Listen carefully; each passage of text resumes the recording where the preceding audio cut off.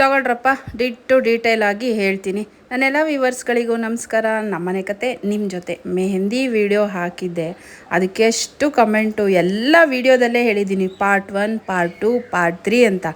ಒಂದೊಂದು video part 1 ನೋಡಿದ್ರವರು 2 ನೋಡಿರಲ್ಲ, 2 ನೋಡಿದವರು 3 ನೋಡಿರಲ್ಲ. ಮತ್ತೆ ರಿಪೀಟ್ ಕೇಳ್ತಿದ್ದೀರಾ. ಎಷ್ಟೊತ್ತಿಗೆ ಹಚ್ಚೋದು, ಎಷ್ಟು ಅವರ್ ಬಿಡೋದು, ರಾತ್ರಿ ಹಚ್ಚೋದ, ಬೆಳಗ್ಗೆ ಹಚ್ಚೋದ, ಯಾವ ಮೆಹಂದಿ ಲಿಂಕ್ ಕಳಿಸ್ರಿ. ದೇವ್ರೆ, ಎಷ್ಟೊಂದು ಮೆಸೇಜ್. ಲಿಂಕ್ ಏನೂ ಇಲ್ಲ. ಯಾವ ಶಾಪಲ್ಲಿ ಹೋಗಿ ಕೇಳಿದ್ರು ಕೊಡ್ತಾರೆ. ಮೆಡಿಕಲ್ ಒಂದು ಬಿಟ್ಟು ದಿನಸಿ ಅಂಗಡಿ, ಸ್ಟೇಷ್ನರಿ ಅಂಗಡಿ ಎಲ್ಲ ಹತ್ರನೂ ಇದು ಸಿಗುತ್ತೆ. 5 ರೂಪಾಯಿ ಪ್ಯಾಕೆಟಿಂದ 10 ರೂಪಾಯಿ ಪ್ಯಾಕೆಟಿಂದನೂ ಸಿಗುತ್ತೆ.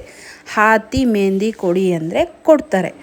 ಆ ಹಾತಿ ಮೆಹಂದಿಗೆ ಮೆಂತೆ ಮತ್ತು ಅಕ್ಕಿ, ಲವಂಗ, ಟೀ ಪುಡಿ ಇಷ್ಟು ಹಾಕಿ ಕಲಸುವಾಗ ಮೊಟ್ಟೆ ಹಾಕಿ ಕಲಸಿದ್ರೆ ಆಯಿತು. ನೈಟ್ ನಿಮ್ಮ ಕಂಫರ್ಟಬಲು, ನೈಟ್ ಹಚ್ಕೊಳೋದಿದ್ರೆ ನೈಟ್ ಹಚ್ಕೊಳ್ಳಿ, ಡೇ ಹಚ್ಕೊಳೋದಿದ್ರೆ ಡೇ ಹಚ್ಕೊಳ್ಳಿ. ಒಟ್ಟು ಒಂದು 5 ಅವರ್ ಆದರೂ ಇರಬೇಕು. ನಿಮಗೆ ಅನಿಸುತ್ತೆ ಡ್ರೈ ಆಗಿದೆ ಅಂತ, ಡ್ರೈ ಆದಾಗ ಹೋಗಿ ತೊಳ್ಕೊಳ್ಳಿ. ಇಲ್ಲ ಹಿಂಸೆ ಅಂತ ನಿಮಗೆ ಅನಿಸುತ್ತೆ, ಒಟ್ಟು ಒಂದು 5 ಅವರ್ ಆದರೂ ಬಿಟ್ಟು ತೊಳ್ಕೊಳ್ಳಿ.